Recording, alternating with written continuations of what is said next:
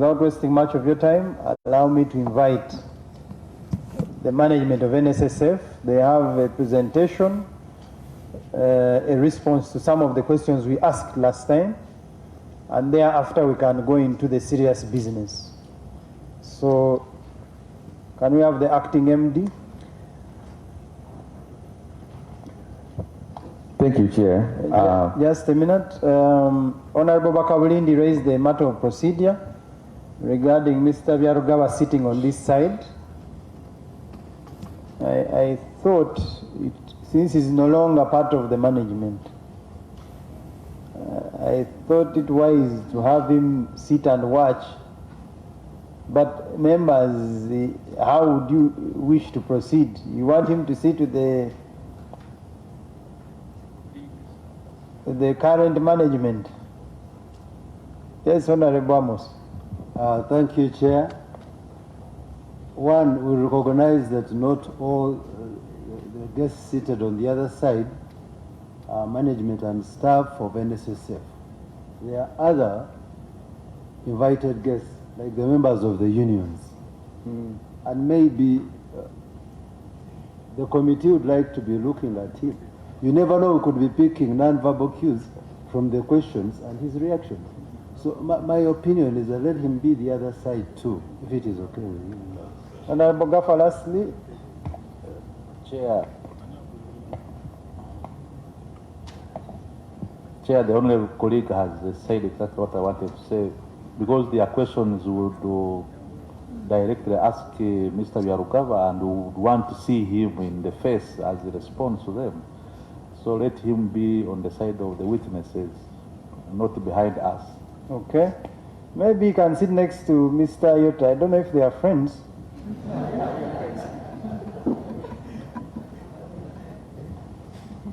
No, you can give him space. You don't want... We can provide another chair.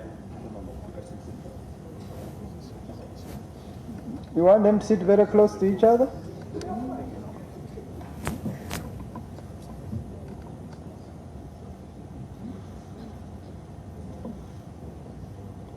Since he's no, you can have another seat put the other side, probably. And he can sit there. You want to give him space. He should not be too close to the current MD. You never know what could happen. So you can just move the, you can go and sit at the end. Remove that. Let's have that chair removed.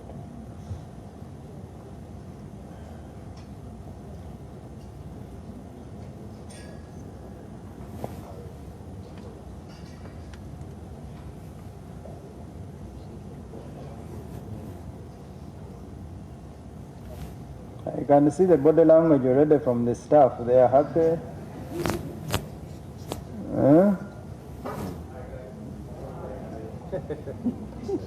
Can we go back into serious business? Deputy, current acting managing director, please proceed.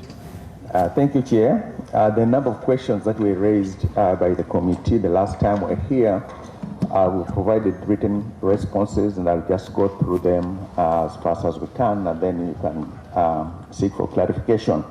We've kind of batched them based on the thematic area so that the flow makes it more easily to explain. Current state of the suspense account.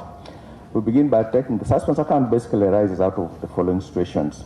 Recovery of audited arrears from members that are no longer employed with the audited company at the time of remittance and cannot be immediately be traced for registration purposes. We have 52 billion shillings in what we call the suspense account as of the 6th of February 2023, broken down basically in two parts. We have 16 billion in current member suspense, and we have what we call 36 billion shillings in historical suspense. We have cleared records worth 9 billion from the suspense account for the period July 2022 to Feb 2023. We have in place employee information, publication of suspense in different media platforms, as well as field engagements aimed at tracing members on the suspense account. We have also fully integrated with NIRA to enable registration of members, and this has significantly reduced the amount. We will publish all pending suspense and have it moved to the reserves as per provision of the Nssf Act. There is a process for clearing of funds from the Suspense Act, a robust control to ensure that the rule of maker-checker is followed in the process of suspense management. This has been exercised on several employers. Following an audit of an employer, the fund makes a demand for arrears, interest therein, and penalty. Upon settlement of the arrears and interest, employers are free to apply for waiver of penalty, and if they meet the eligibility criteria, that's payment of interest and principal in full, they are either granted full or partial waiver of the penalty. Do balances in suspense account receive interest? Yes. The money in suspense account is part of the total balance upon which the fund declares interest. And once a member on suspense is traced and registered, all contributions and accrued interest are credited to the member's account. The soccer fraud case, what steps have been taken to recover this money? The staff concerned was subject to a disciplinary process leading to their exiting the fund. The fund filed a complaint with the police to recover the affected funds. Mr. Soccer has since been tried in the anti-corruption court and the ruling is awaited. We have also measures put in place to improve the controls. In fact, there's an internal audit report that we have submitted to the committee regarding this case. Breakdown of members with differences in balances. About 2.2% of total membership, that's 34,000 members, have balances of 100 million shillings and over. Now, this 2.2% of members hold 7.9 trillion shillings in balances, which constitutes about 1,000 members, have balances of between 50 to 99 million shillings, and their combined balance is 2.5 trillion shillings, representing 15.2% of total member funds. About 95% of the members, that's 1.4 million members, have balances of less than 50 million shillings, and the combined balance is 6.2 trillion shillings, representing 37.4% of total member fund. What's interesting to note is out of the 1.4 million members who have balances of less than 50 million shillings, and they have combined balance of 2.3 trillion shillings, which is 13.7% of the total member funds. Total number of investments made and how many lost to values in respect to real estate. We have 210 total investments that have been made, broken down as follows: 142 government bonds, 4 fixed deposits at this point in time, 1 corporate bond, 1 loan, 27 listed equities, 4 private equity investments, 1 private equity fund, and 30 pieces of land/project/properties.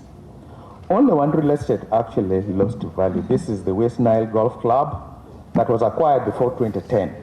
And at this point in time, we are putting in effort to recover those monies. It's important for the committee to note that we, on an overall basis, the fact that the fund has grown consistently over the years. Valued assets, no, we are not currently. When planning housing investment, who is our target? The target market is informed by the neighborhood and product positioning. Loboa Phase 1, 306 units is a high-end product. We believe there's a market for this product, distributed as follows. Members with high balances of salary senior managers in the corporate world or capitals of industry from the fund's database. This group has almost 1,500 members. Ugandans in the diaspora, many have been fleeced by their relatives in attempting to build house organically. There are over 1 million Ugandans in the diaspora, but we are targeting at least 100 of that group. Expatriates, high net worth Ugandans in the informal sector. Moreover, the project will be phased. We cannot embark on phase. We also have Chanja, which is 160 units. The feasibility studies for Loboa, Temangal, and Pension Towers have been provided to the committee. And also, in terms of process of cost variations, relations, and we've actually availed the detailed specifics on the projects that we submitted earlier on. Current status of the investment portfolio. Assets under management grew by 9% in the fourth quarter of 2022, that's 31st December 2022, to 17.3 trillion compared to 15.9 trillion in the fourth quarter of 2021. On a quarter-on-a-quarter basis, assets under management grew by 0.9%. The total portfolio returned 2.5% over the quarter, which is 89 basis points lower than the previous quarter, while year-on-year return was 12.6%, and the target for the financial year is 12%, 2 percentage points lower than the previous year. Detailed reports have also been submitted to the committee. How are investments initiated? The investment must be in accordance with investment policy and the UBRA investment guideline. The approval process depends on the asset class. Essentially, the initial screening is by the investment team. If found attractive, the prospect is taken to the management investment committee. If approved, it's then taken to the investment and project monitoring committee of the board, and thereafter, if it's approved by IPMC, the board will get board approval. If it's a real estate project or unlisted equity investment, we seek a no objection from the minister in charge of investments. More on the process is depicted in the investment policy statement and the procedures which have been provided to the committee. What's the process for real estate procurement? There must be a budget. If and when approved, the budget informs the procurement plan. Initiation is by the user department by raising a PPDF Form 5 to MD through the CFO. The Form 5 will include the terms of reference. After all approvals, the Form 5 is sent to Head of Procurement Department Unit, who takes it to the Contracts Committee together with the bidding document. After approval, the advertisements are made. Bidding documents are issued to bidders. The head PD will then seek Contracts Committee approval for the Evaluation Committee. After evaluation, two processes take place: notice of best evaluated bidder and award. After the award, the information is sent to legal to draft the contract, which is sent to Solicitor General for clearance. After the Solicitor General clearance, the draft contract is issued to the bidder. Explain the Bebeja government project. The Bebeja project is a build, own, and transfer kind of contract where government identified a piece of land in Bebeja, which the fund acquired with the objective of building a government campus that will accommodate all ministries and MDAs, about 200,000 square meters gross, 150,000 square meters lettable. The land acquisition was complete, kind of contract where government identified a piece of land in Bebeja, which the fund acquired with the objective of building a government campus that will accommodate all ministries and MDAs, about 200,000 square meters gross, 150,000 square meters lettable. The land acquisition was complete. A project consultant has been procured and the designs are underway. The fund will build the campus and upon completion will hand it over to government, which will pay rent for 15 years, after which the property will be owned permanently by government. The fund will earn an internal rate of return of 21.9% for the benefit of members. Status of the contract for the development Nssf Lulia project. The initial project was cancelled because, among others, the bid price was higher than available budget. The fund is in the process of procuring another vendor. Status of the procurement of the Nakigalala land / meeting with Madivani. Acquisition starts with the strategic objective that's being pursued. The budgeting process takes into account prospects that are likely to be done in the financial year. The plan to acquire is included in the budget. The board recommends and the minister approves the budget. The first leg in the investment process requires MIC approval, IPMC approval, board approval, and seeking the no objection of the minister in charge of investments. After the investment has been fully approved, then the second leg starts, which is the procurement leg. The board has not yet approved the procurement of the Nakigalala land, pending the completion of the due diligence process per the board's earlier directive. The due diligence process has not yet been concluded, mainly due to multiple claims on the land which have not yet been resolved by the potential vendor. Engineering integrity reports for Pension Tower. The project consultant and an independent firm, Robert Warren, have indicated that there is no structural crack at Pension Towers. Copies of the two reports, one from the structural engineer and the other from Robert Warren, were submitted to the committee by management. Procedure for budgeting, that is submitted as one of the attachments. That came straight from the financial policy, which was also submitted to the committee. So I will not go through that one. That's an attachment for the committee. Growth and performance of the fund, balance sheet, and P&L. That is also an attachment which shows over the last 5 years the performance of the bond. If I just read asset size, in 2017-18, the fund was 9.9 trillion shillings. 2018-2019, it was 11.3 trillion. 2019/20, the fund was 13 trillion. 2021, the fund was 15.5 trillion shillings. And 21-22, the fund was 17.3 trillion shillings. And the steady growth has actually seen in terms of how it has grown in there. From a realized income perspective, which is your P&L, the fund realized 1.1 trillion shillings in 2017-2018, 1.2 trillion in 2018-2019, 1.4 trillion in 2019-2020, 1.8 trillion in 2021, and then 1.7 trillion in 2021-22. In terms of interest, that was the expense ratio, which measures the efficiency that the fund has. The efficiency ratio in 2017 was 1.16%, 2018-2019 was 1.27%, 2019-2020 was 1.91%, 2021 was 1.06%, 2021-22 is 1.18%. And Chair, just in terms just to do a comparison, for funds of our size globally, there are about 320 funds, pension funds that are of our size. The global benchmark is 2.2%, and we are running at about around 1.18% compared to our neighbors who are far away behind us. Interest rate to the members in 2017-2018 was 15%, 2018-2019, 11%, 2019-2020 was 10.75%, 2021, 12.15%, 21-22 was 9.65%. Do you have performance targets? Yes, sir, we have. They are based on the fund constructs in strategy in 10-year cycles. The first initial 10-year cycle is ending in 2025, so we have got targets for 2025. We have actually 4 strategic outcomes we seek by 2025. One, that the fund would be 2025. The second one is to get 20 trillion shillings, we must make sure that our members are actually pleased, are happy, engaged, satisfied with the services we offer. And the target for that is 95%. Right now, sir, we are running around 83%, but the target for this year alone was 87%. So we're about 5% behind. We have about 5 months to basically catch up on that. To serve and make our customers happy, you must make sure that the staff who serve them are actually engaged, satisfied, and so we have got a staff satisfaction target of 95%. And right now, we are around, the target for this year was 92%. We are hovering right around 92%. And then lastly, the staff must have processes that are really good, that actually will deliver the things that they need. And the target for 2025 was 1 day, processing time for age benefit.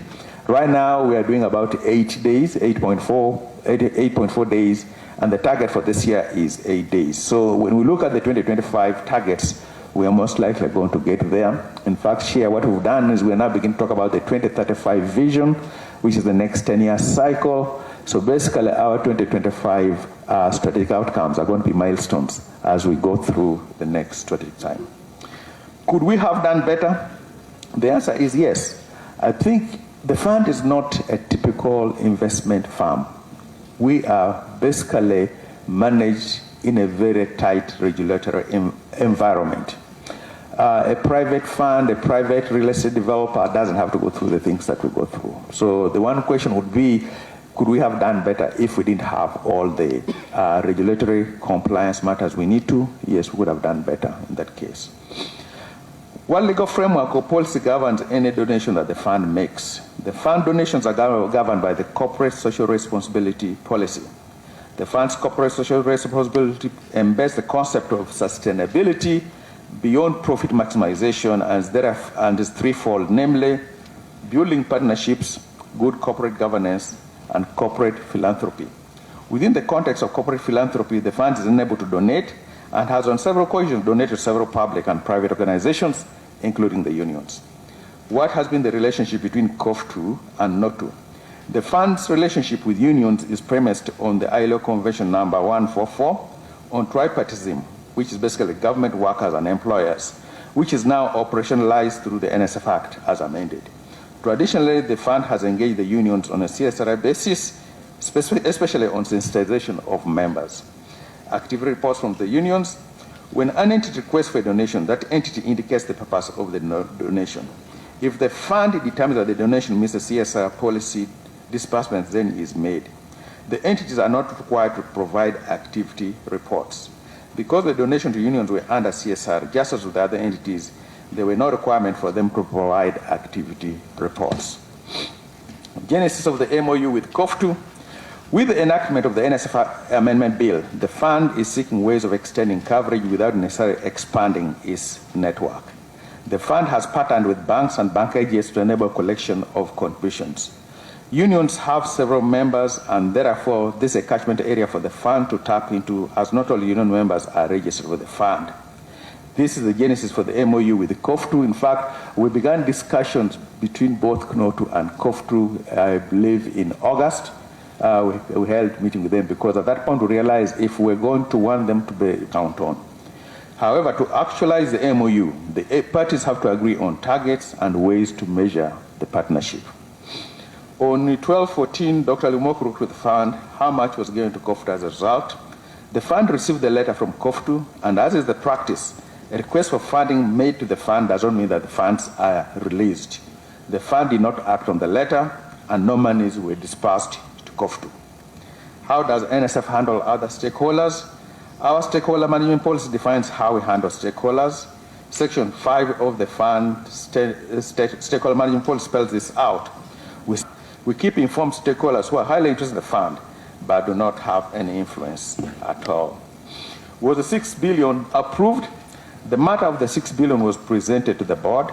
The board directed management to prepare detailed activities and work plan and budget support the intended objective. On November 25th, 2022, there was a consultative meeting with the board, senior management, and attended by the Honorable Minister of Gender, Labor, and Social Development, in which a draft work plan was presented. A directive was given to management to refine the plan to be presented to the board for its consideration and endorsement. This is still pending. How did DMD become acting MD? DMD was appointed by the board on 1st December 2022 to caretake the office of the managing director, pending substantive appointment of an MD as per Section 39 of the Nssf Act as amended. This was after the board received and considered the minister's letter asking the board to oversee an interim arrangement for the current DMA to act as the managing director until the office substantially filed. We've actually provided these letters also to the committee. Role of MD and DMD, the job description for the two roles have been provided to the committee. What does the Human Resource Policy Manual say about the age of staff? NSF Human Resource Policy Procedures Manual states the retirement age of the fund shall be 60 years. An employee shall proceed on normal retirement after attainment of 60 years. The policy also provides for a discretionary 2-year extension where the employee has special skills or competences or experience. What was the age of the MD and DMD at the time they were recommended for appointment? The age of the MD and DMD when recommended for appointment were 61 years and 62 years respectively. The board's recommendation for a 5-year term for the MD and DMD was based on advice from the Solicitor General and Attorney General that statutory officers were not bound by the retirement age stated in the Human Resource Policy Manual. Learning Center status, we've got an update that we've attached for members to basically go through. What's the HR policy? We will discuss that. Contracts for all top management, chairman, these were all provided to the committee. HR policy has been provided to the committee. The organogram before and after the reorganization has also been provided. Minutes and resolution of top management has also been provided. And the audited financial statement for the last 5 years have also been provided. So I submit. Thank you.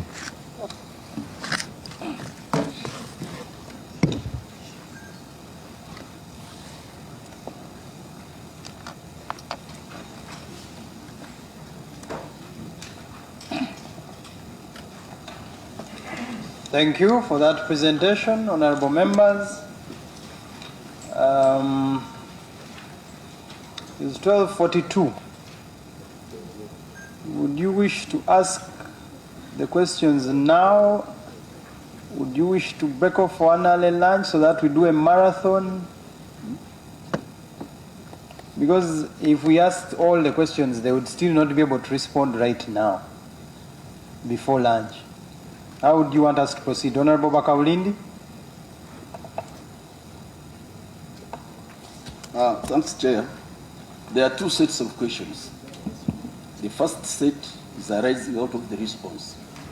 The second set is what we have out of the various documents. We don't want to mix the two. The first set of questions is in the form of clarification. And I wish that before we break, we seek clarification from what has been presented.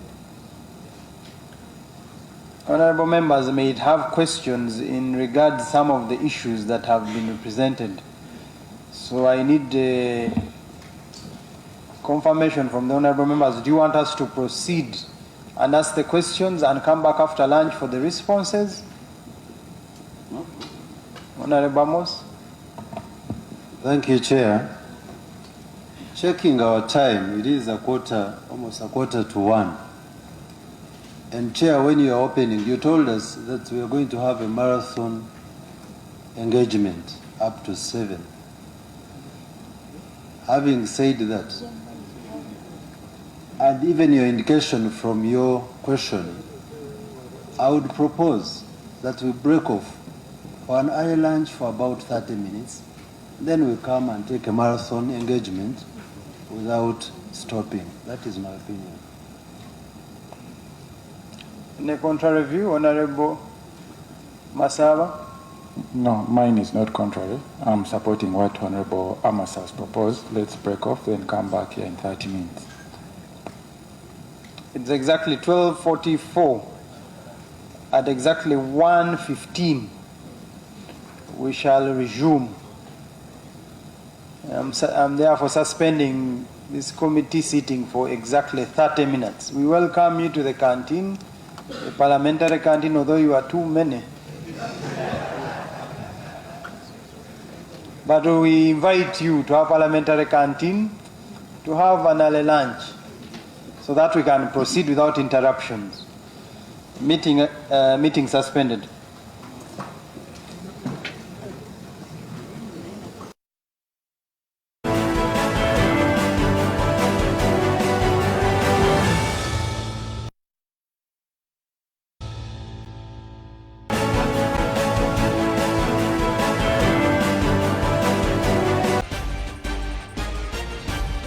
NBS happening now.